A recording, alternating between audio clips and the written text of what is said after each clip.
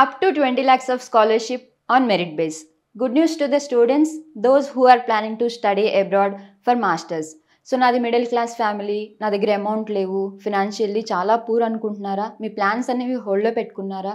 So మీకేంటంటే AP and Telangana government వాళ్ళు up to 20 lakhs of scholarship అనేది ప్రొవైడ్ చేస్తున్నారు. UK, USA, Canada, Australia, New Zealand ఈ కంట్రీస్లో ఏంటంటే స్కాలర్షిప్ అనేది మెరిట్ని బేస్ చేసుకొని మాత్రమే వస్తుంది.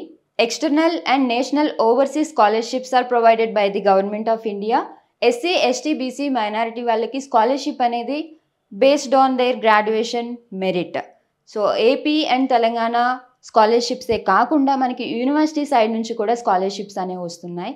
సో యూకేలో తీసుకున్నట్లయితే మనకి ఎగ్జాంపుల్గా కోవింట్రీ అండ్ లెస్టర్ తీసుకుంటే అప్ టు 5,000 pounds పట్టుకుంటే, అదే మన ఇండియన్ కరెన్సీలో అయితే 5,30,000 అలా. అండ్ యూఈఎల్లో తీసుకుంటే అప్ టు 3,000 pounds వరకు వస్తుంది. Most of the public universities in USA giving up to $10,000 of scholarship for the students.